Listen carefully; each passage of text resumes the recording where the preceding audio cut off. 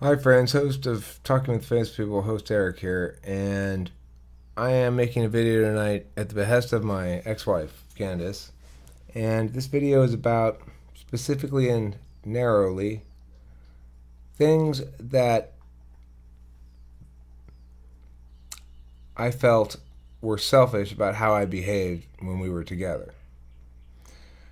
Now, it's taken a long time I think, for us to get to a point where I can tackle this without getting mad on some level. So I think we both feel wronged. Not as a primary response to one another. I think we both care about each other as human beings and as family members, though platonic family members, for sure at this point. And with good reason. Because it preserves for us, I think, a family closeness that is much valued by me.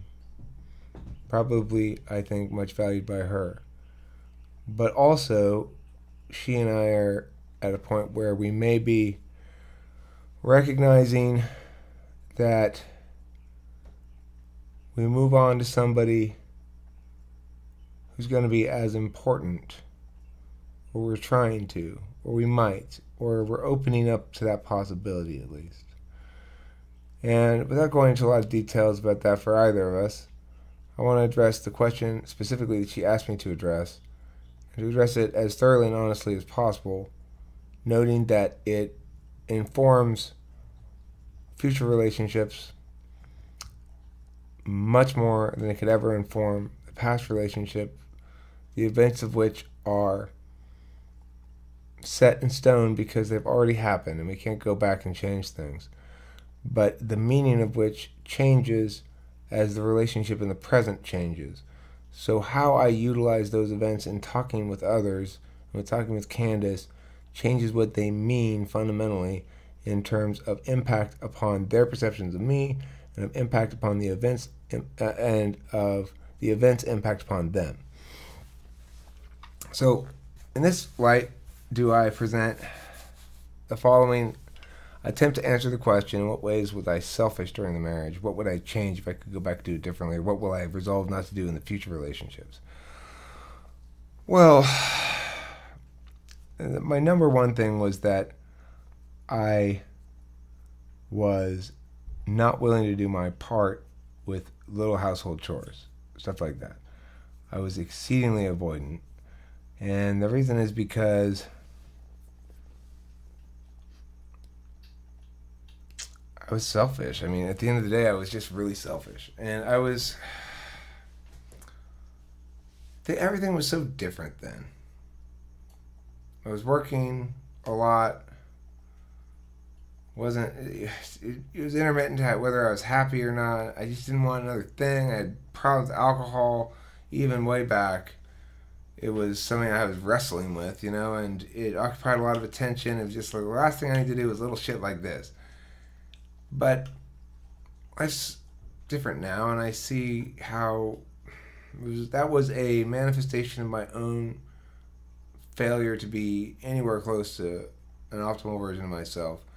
I was running on one cylinder. Morally, I was running on one cylinder as in terms of lots of different things. So, moving on from that topic there, I'll return to the specific thing. Number one thing I want to mention is I'd like to be less selfish about in future relationships, is sharing in small chores, not burdening the other person with picking up after me and shit like that, not burdening the other person with doing my laundry and making sure I'm attentive to how much I'm asking of them by default, well, not explicitly asking, but how much they're doing for me because I'm letting them do it, and manage also how much I'm doing for them, how much I'm accommodating them, which brings me to my second point, ways in which I was selfish. I was sexually selfish. And I'm going to have to learn what it means to not be that. For me, basically, it boils down to this. I need to talk openly with a significant other in private about what she wants and let myself be directed some. Happily, willingly, because I exist in a non-optimal state regarding that. And I'm sorry I was selfish like that, Candice. And third area of selfishness. I was selfish in my use of argumentation. I didn't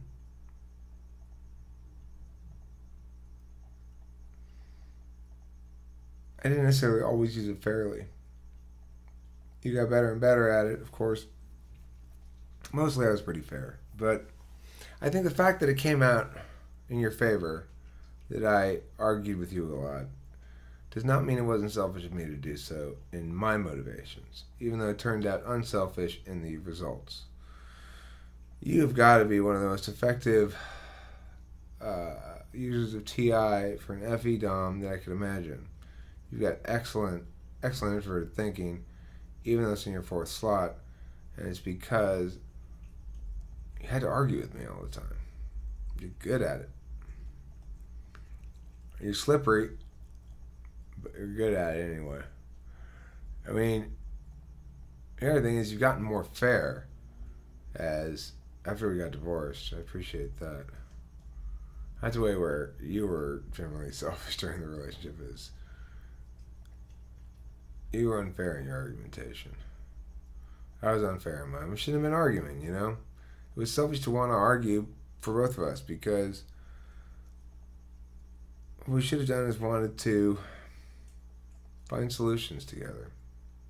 But that was never going to happen when I was drunk, and once it was over, me and drunk, you still had as your reference, field of reference, you had all those years of me being drunk and so little time of me not being drunk, and the little time of me not being drunk was inconsistent.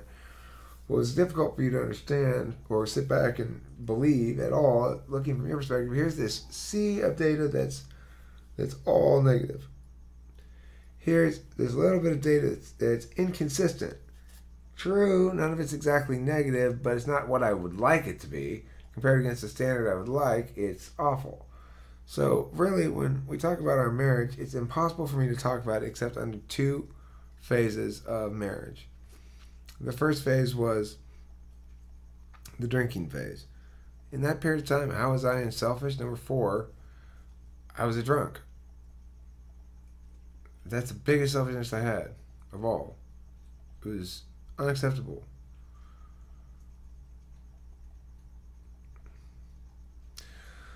Another way that I was selfish, number 5, this one is a backhanded sort of selfish. It's going to be more of a critique on you than it is on myself.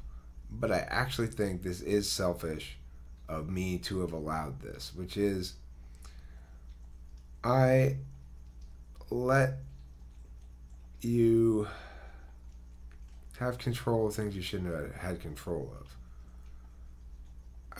I let you define the narratives in order to protect my drinking. And it was... I mean, we both got warped during the time when I was drinking. It was my fault, ultimately. It's a subset of how... I mean, but it's me, another example of me abdicating my duties. You shouldn't ever have been the one to have to tell me the narratives for things. You tell me narratives, things that happen to you, or things that aren't related to me, or things that happen during the day, great. Love to hear it. But you shouldn't have to define the narratives of us. You can't, possibly. Because your narratives don't... Your narrative generating capacity is insufficient to contain the scope and series and multitude of narratives that come out of me that have to be processed through some other narrative. So that's why we ended up just getting stuck at home. I would watch TV, get drunk, and the next thing I was selfish with. I was selfish about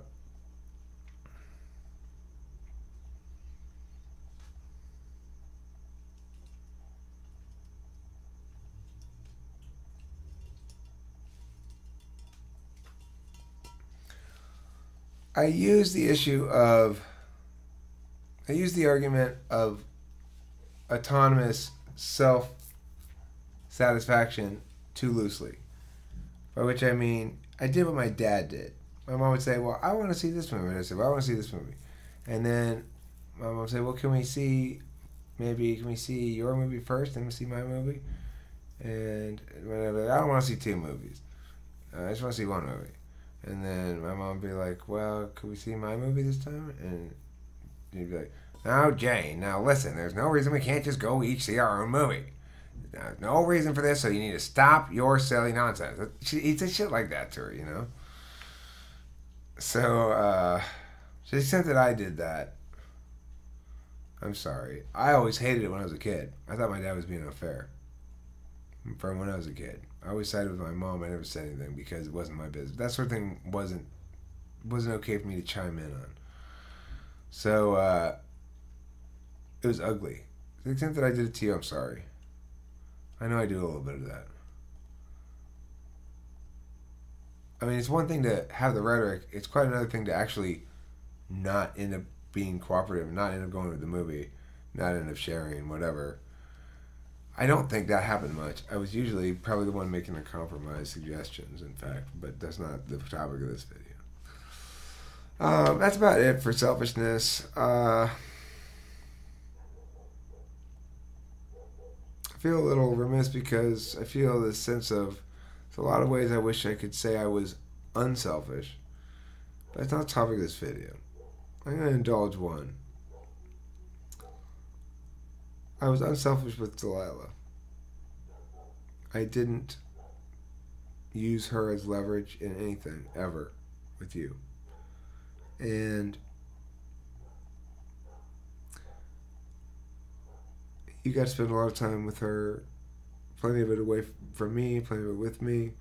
I got to spend a lot of time with her. And that worked out really well.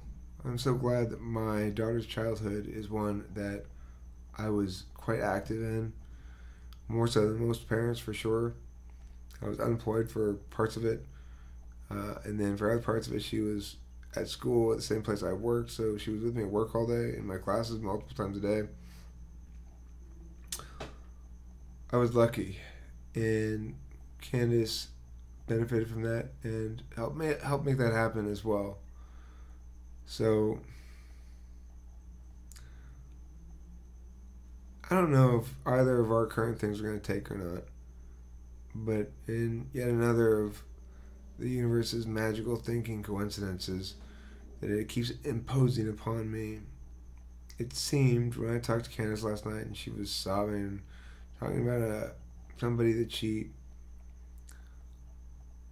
feels as though she's ready to love with the same kind of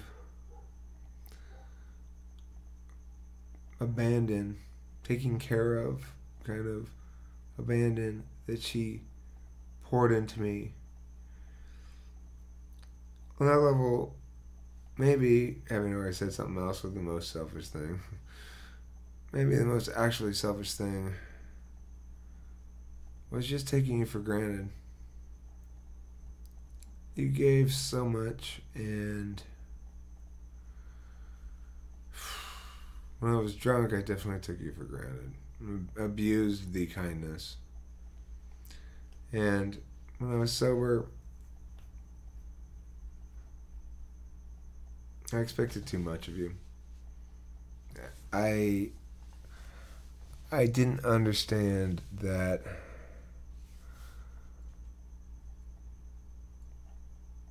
well, I sort of did.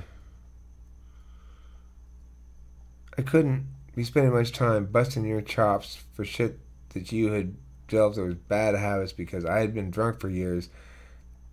Now that I'm not drunk, because wait, hold on, justice, please. You're getting mad at me for shit you caused by being drunk all these years. Unavoidably a problem. Um, I don't know. I'm sorry our shit fell apart. I wasn't lying when I said I'd never leave you. And I'm glad you left me. Thanks for everything. I hope you make it stick with your new person. I love you always. For sure. Have a good night, Candice, if you see it tonight. And if not, we'll talk soon. See how we're doing. Bye.